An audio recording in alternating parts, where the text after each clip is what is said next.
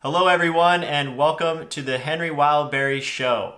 I'll be your host today. I'm Henry Wildberry, and I have something very special planned. But before we get into it, I have a few things I want to make announcements, and that is the first announcement is we have made a decision on where we are going to be donating 100% of the Google AdSense revenue on this channel. We're donating all of it to the Sonoma County Bicycle Coalition. Now, if you're new here, I reached out to my audience, my wonderful, amazing YouTube audience, and I asked everyone, where should we donate the money? I made a suggestion based on Lachlan Morton's bike tour he did in France, and he's donating his, he's putting his effort into the World Bicycle Relief. I made a suggestion we could do something like that, or we could do something else.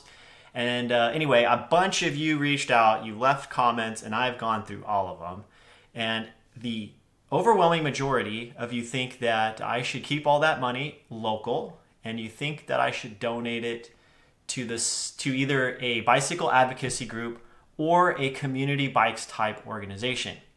Now, there are two organizations like that. We have in my local area, we have the Sonoma County Bicycle Coalition, but we also have the Community Bikes of Santa Rosa. I have featured the Community Bikes of Santa Rosa on this channel. It was in a video called Hike a Bike with Henry Wildberry, where we went out with Josh, who took us to the Community Bikes, and he showed us the high quality used parts that he buys from that shop to fix his bikes and to build his bikes. And we talked to the people there and we learned a little bit about them. So I'm going to put a link to that video somewhere down in the description. You can check it out if you're interested.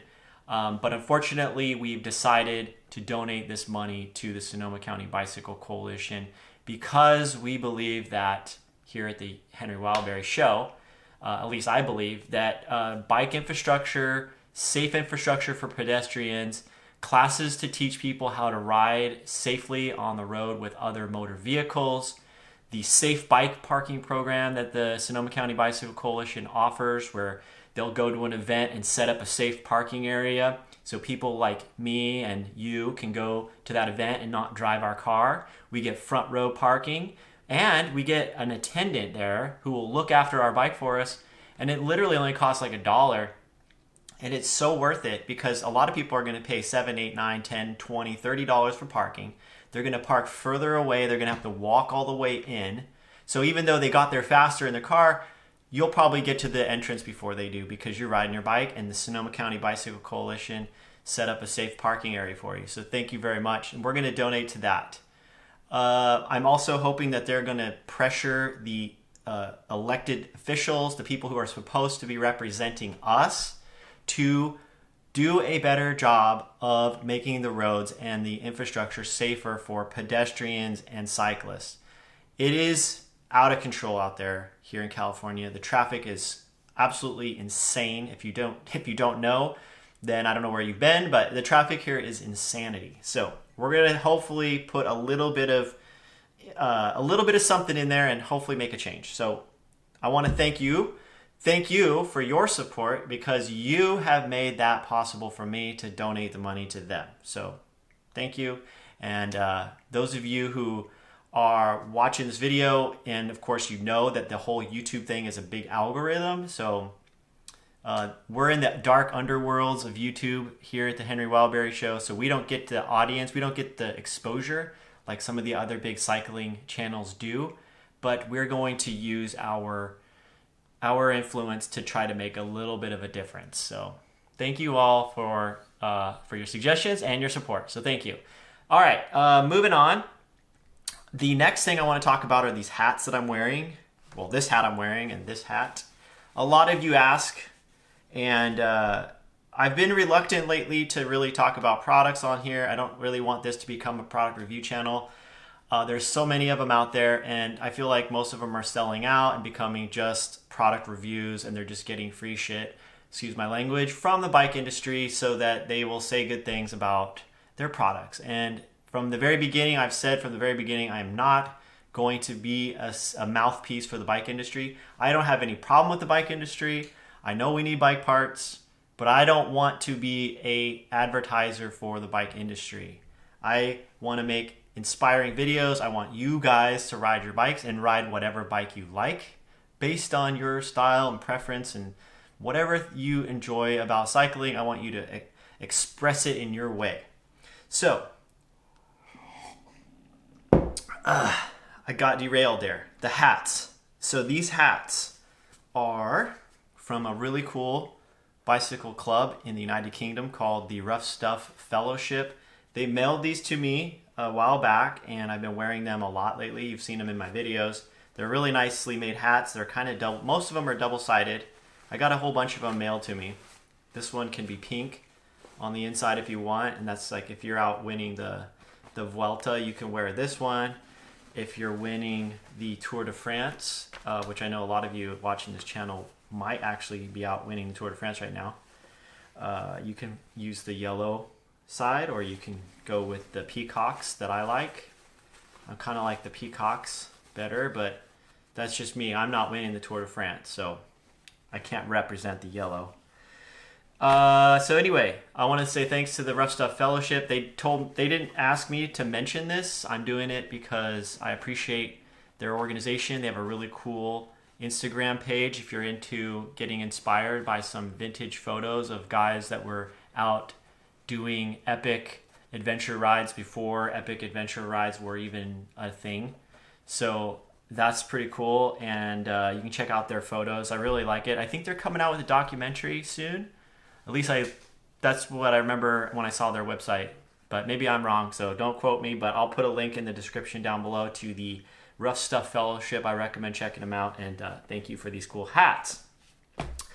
Now, the reason that I am making this special video today was actually inspired by a recent subscriber, and this recent subscriber is not just any subscriber. He and I go way, way back. He's an old friend of mine. He's a mountain biker, and he's a much better mountain biker than I am. Anyway, so somehow he found me here, and so I want to make this video today because I wanted to say, hey Brian, if you're watching, hello. I hope you're having a nice Labor Day weekend. But Brian and I go way back.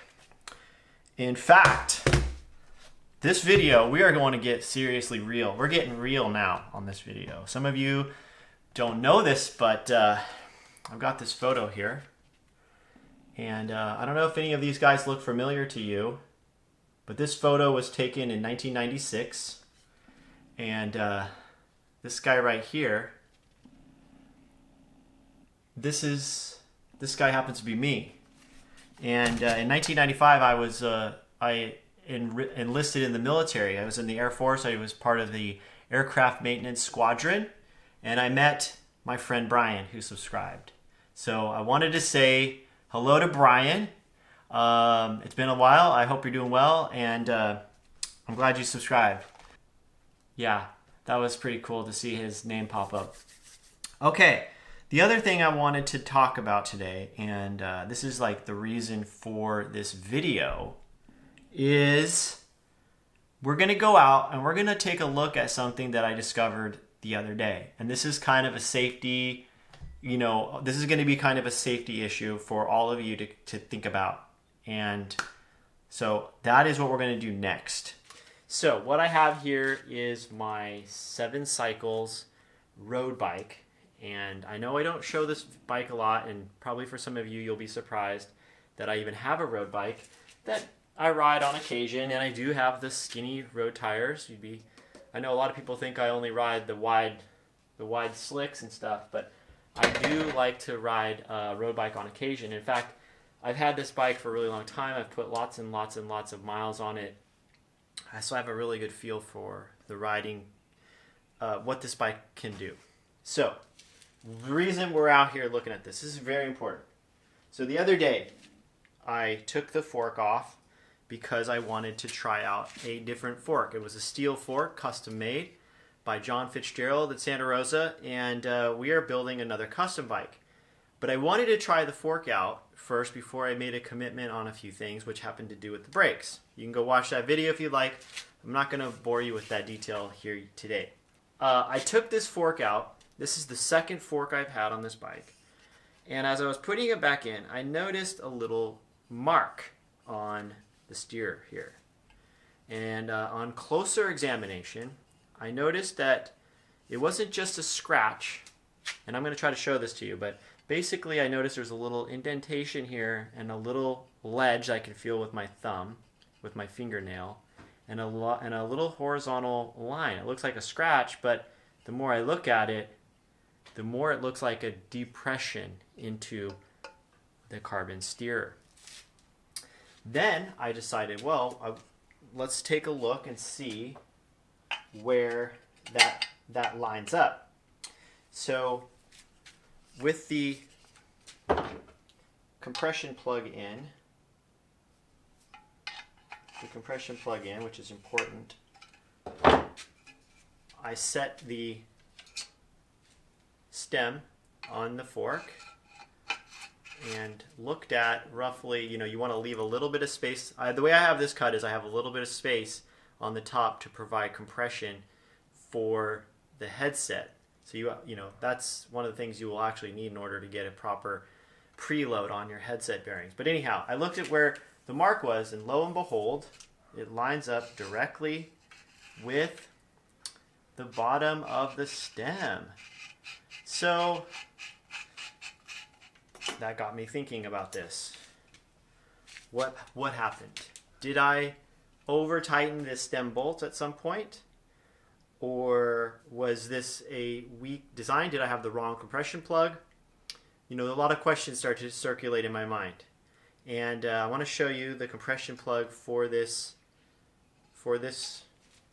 fork. It's actually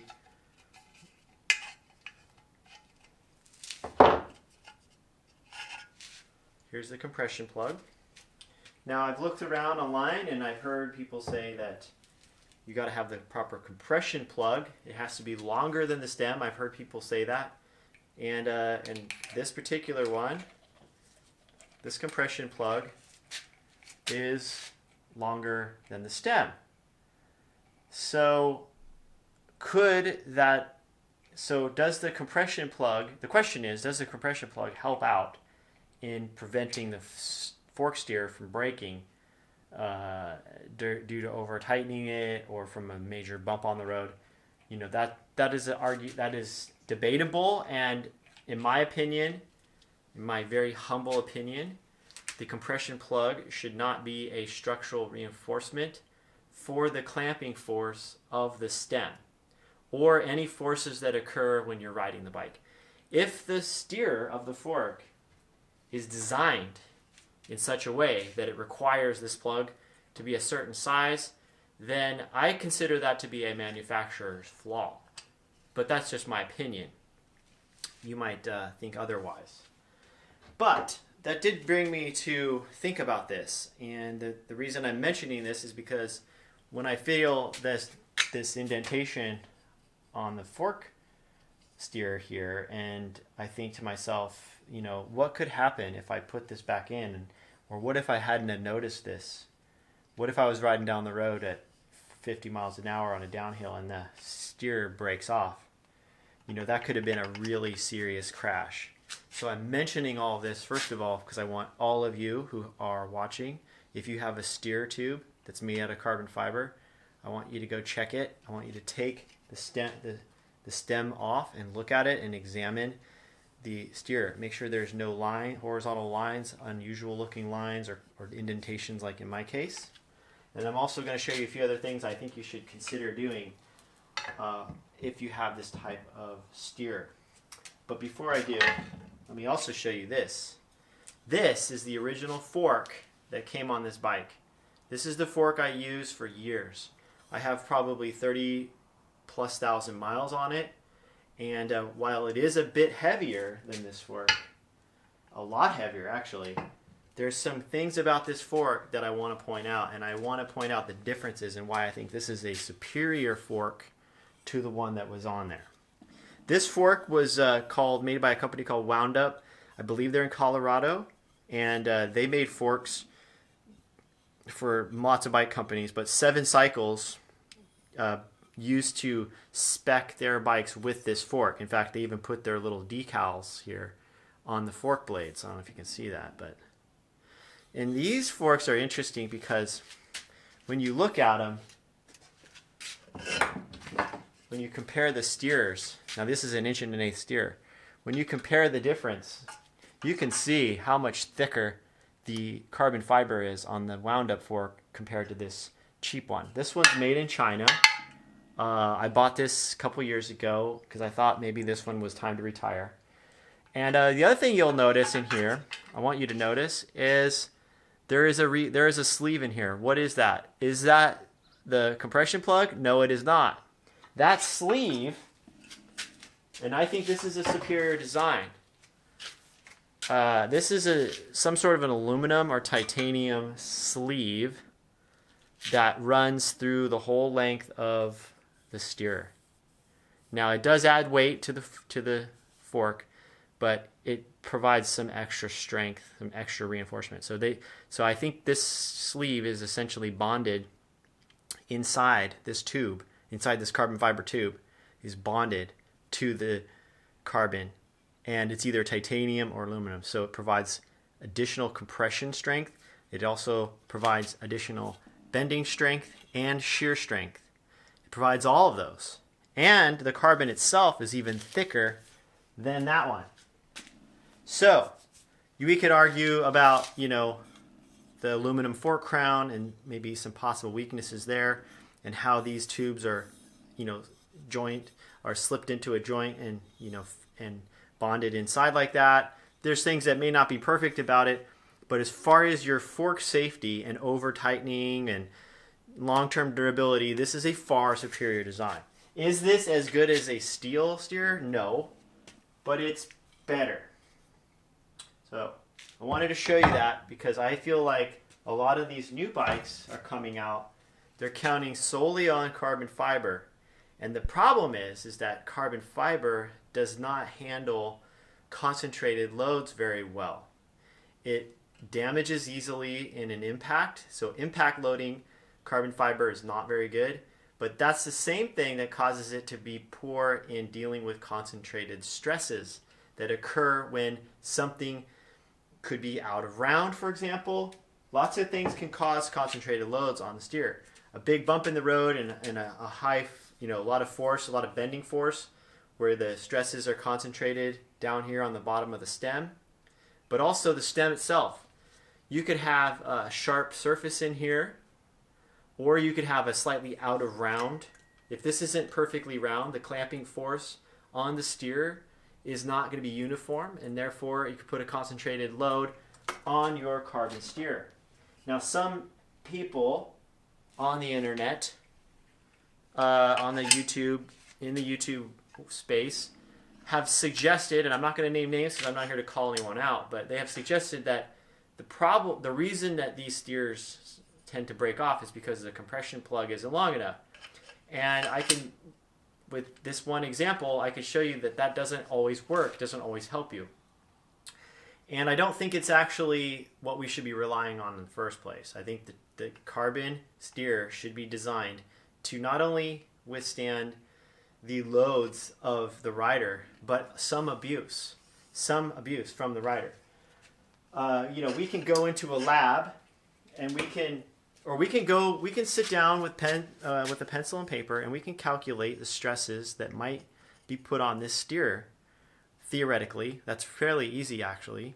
We can test this in a lab. We can put it up on a load device and load it back and forth. We can do a fatigue cycle test where we test it with lots of load for a long period of time and show that it all works in a controlled environment and that this is safe. But the moment we step outside into the real world and we hand these to, Joe and Susie who want to go for a bike ride, and they ride in the elements. That could be salt environment, it could be high moisture content environment, it could be a hot and cold environment, who knows, right? You've got the environmental effects that start to take place on this steer. You've also got, the guy who's working in the bike shop who's in a hurry who may over tighten this for them, or maybe they do a lot of traveling and they take these forks in and out to pack their bikes up, and each time they get out they just get careless and they over tighten it. It doesn't take much to do that. And that's not to blame anyone, but that's just the reality of our busy lives. We don't always have time to do it right. And the consequences are very high with this joint. So what can you do if you do have, I'm not, and I'm not here to say don't get a carbon bike and don't get a carbon steer. What I'm saying is if you are going to do it, there are some things I want you to look out for. I want you to check the inside of this stem, especially if you have this type where it's a threadless stem and you have a clamp here. Feel the inside with your finger. Feel for any sharp edges or anything.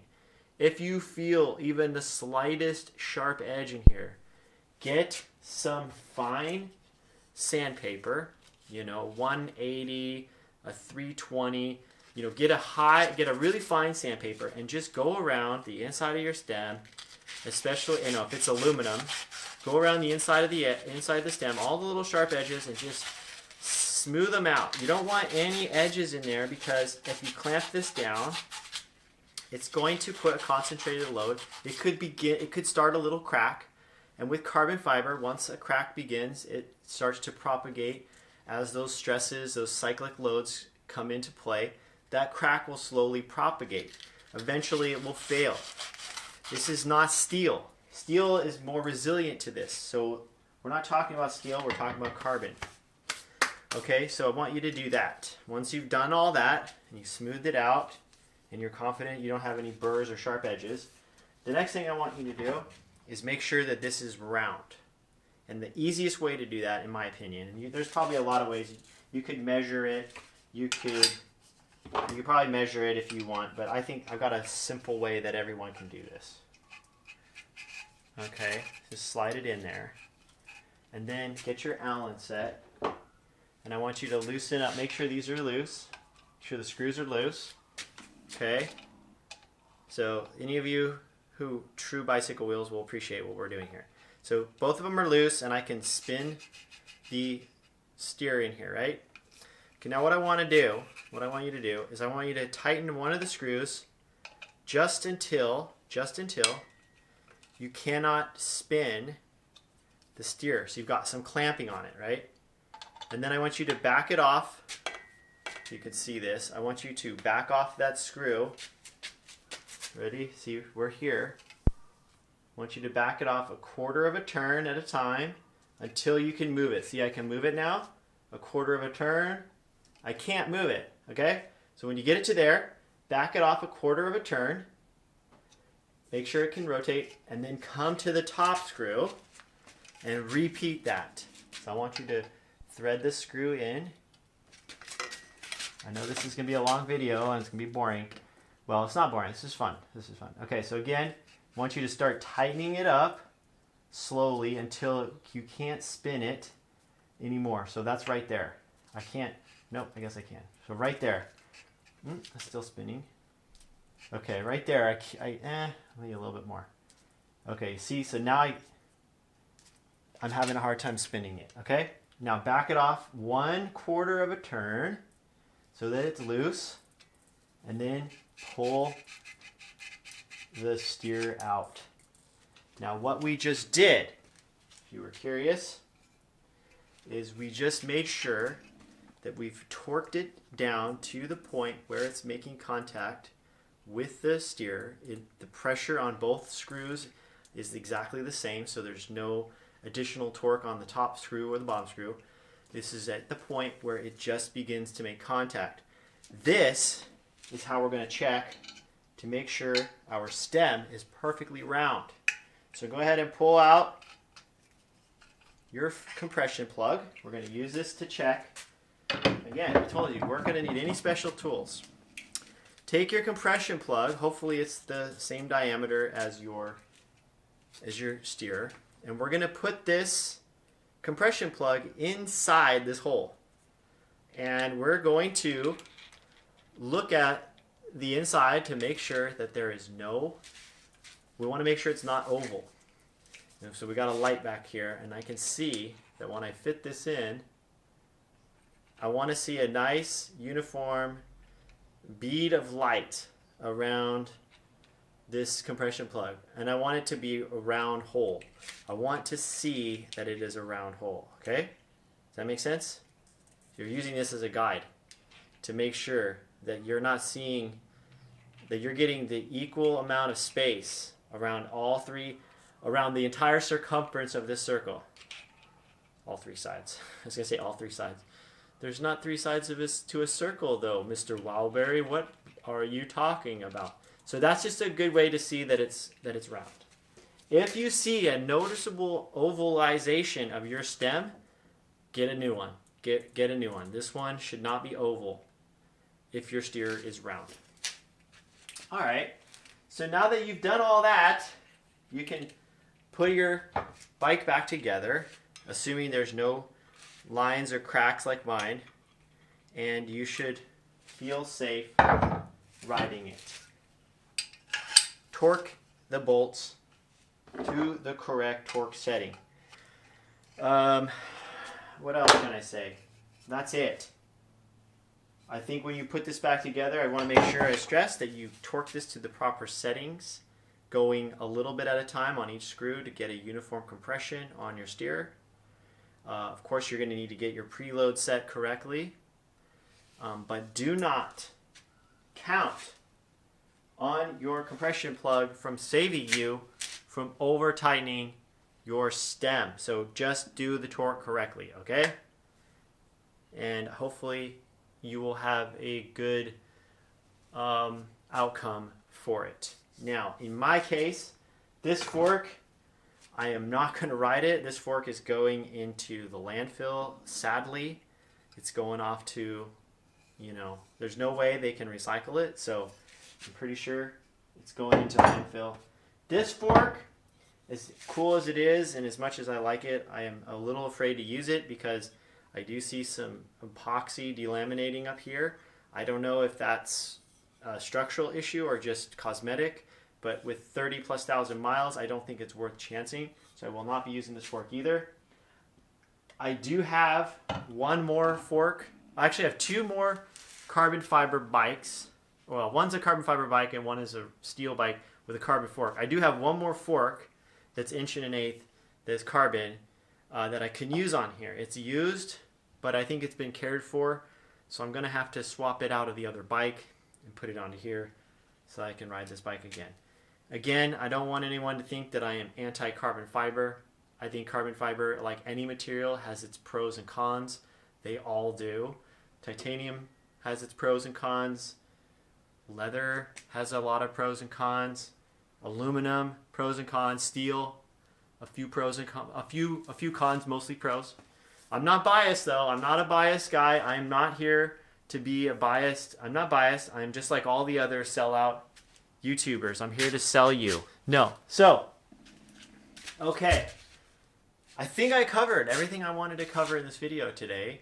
Again, I want to thank all of you who have supported me in this channel. I hope this video was helpful today. I hope this helps make your understanding a little better.